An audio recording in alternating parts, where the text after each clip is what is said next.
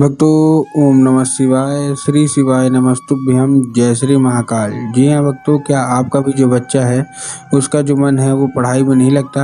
आप लोग बहुत ज़्यादा परेशान है उसकी पढ़ाई के लिए कि आपका जो बच्चा है वो पढ़े, लेकिन फिर भी आपका बच्चा है ना वो इधर उधर के कामों में लग जाता है लेकिन पढ़ता बिल्कुल भी नहीं है।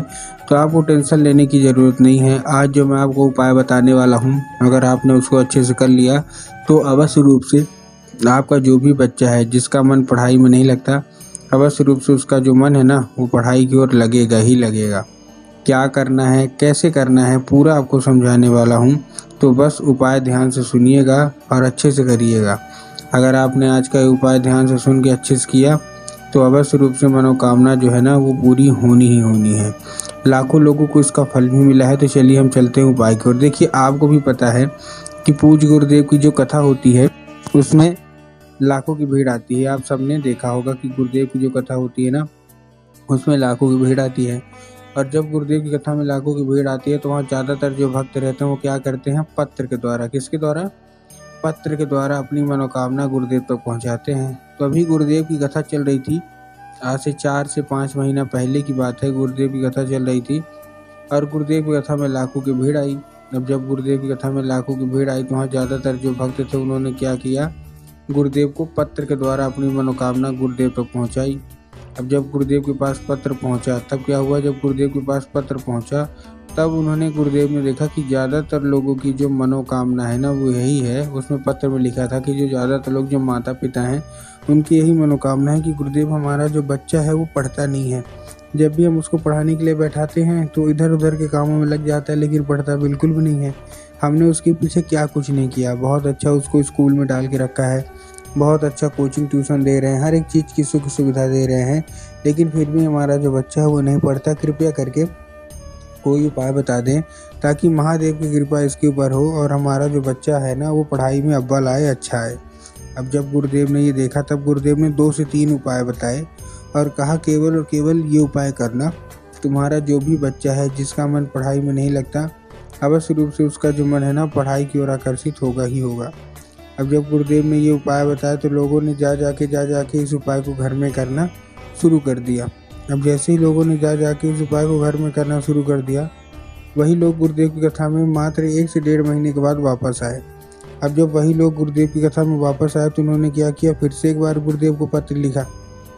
लेकिन ये वाला जो पत्र था ना, ये गुरुदेव को धन्यवाद के रूप में पत्र था कि गुरुदेव धन्य हो आपका, आपके द्वारा बताया गया उपाय हमने कर लिया है, हमारी सारी की सारी जो इच्छा थी, मनोकामना थी, वो पूरी हो गई है।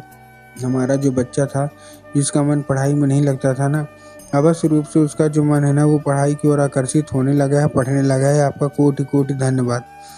तो देखिए, अगर आप भी जानना चाहते हैं, जो लोग मेरी आवाज़ सुन रहे हैं, अगर आप भी जानना चाहते हैं कि आखिर ऐसा कौन सा उपाय है जिसको करने मात्र से जो बच्चे होते हैं वो आगे होते हैं, पढ़ाई में अच्छे से होते हैं, तो चलिए हम बताते हैं आपको आज की इस वीडियो के माध्यम से कि आपको करना क्या है। लेकिन उससे पहले चैनल पे अगर पहली बार आए हैं और आवाज़ मेरी पहली बार सुन रहे हैं तो वीडियो कर दें लाइक और चैनल को कर लें सब्सक्राइब, ताकि पूजनीय पंडित प्रदीप जी मिश्रा के रोज़ नए नए उपाय जो कि मैं उनकी कथा से सुनता हूँ, श्रवण करता हूँ, सबसे पहले आपको प्राप्त करा सकूँ। तो देखिए, जो हमारा सबसे पहला उपाय है 3 काली तिल और 1 धतूरे का उपाय है। क्या करना है, कैसे करना है, ध्यान समझिएगा। आपको इस उपाय में 3 काली तिल चाहिए और 3 काली तिल के साथ आपको क्या चाहिए, 1 धतूरा चाहिए, ठीक। अब देखिए, काली तिल और काली मिर्च में ना बहुत सारे लोग कंफ्यूज होते हैं कि काली तिल लेना है कि काली मिर्च लेना है, हमको साफ साफ बताइए। तब गुरुदेव ने साफ साफ बताया है कि आप जिस भी शिव मंदिर जा रहे हैं आपको काली तिल लेके जाना है, वो भी कितना, वो भी आपको ले जाना है 3। उसके साथ साथ आपको 1 धतूरा चाहिए, ठीक, ले लिया। धतूरा लेने के बाद आपको करना क्या है, अपने बच्चे के हाथ में देकर उसको सीधा सीधा शिव मंदिर भेजना है। शिव मंदिर भेजने के बाद उसको बोलना है दक्षिण दिशा में खड़ा हो जाए और उत्तर की ओर अपना चेहरा कर ले। अब देखिए, दक्षिण और उत्तर में भी बहुत सारे लोगों के मन में कन्फ्यूज़न आता है, ये दक्षिण क्या है, उत्तर क्या है।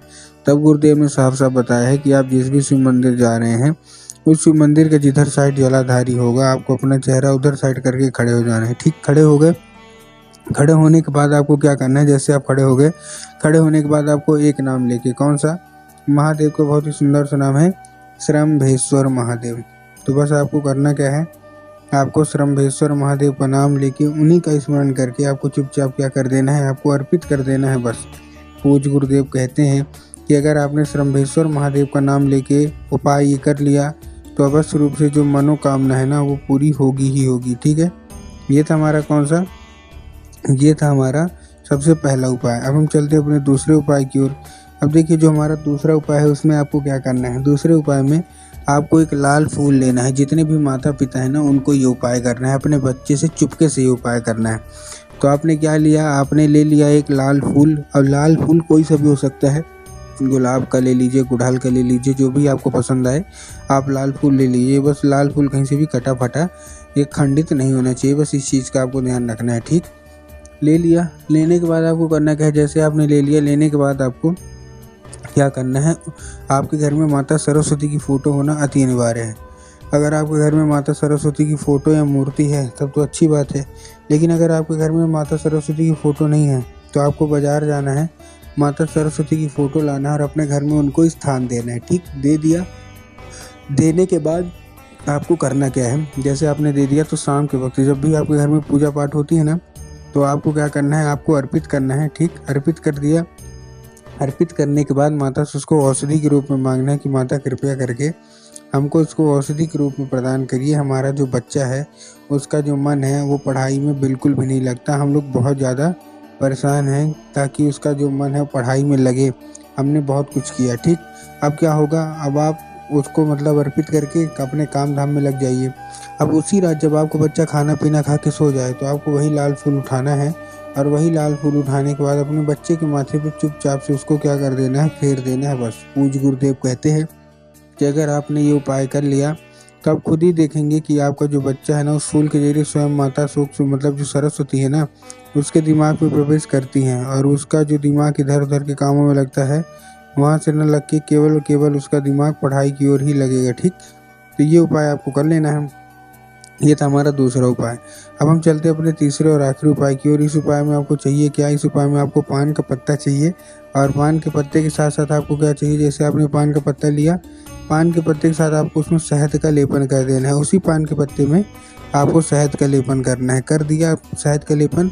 शहद का लेपन करने के बाद आपको करना है कि अपने बच्चे के हाथ में दे देना और उसको सीधा सीधा शिव मंदिर भेज देना है। ठीक, शिव मंदिर भेजा। शिव मंदिर भेजने के बाद आपको क्या करना है, जैसे आपने उसको शिव मंदिर भेजा, शिव मंदिर भेजने के बाद आपको दिमाग में आएगा कि जाके बाबा भोलेनाथ के ऊपर अर्पित करेंगे, जो कि गलत है। आपको माता सुख सुंदरी की जगह पे अर्पित करना है।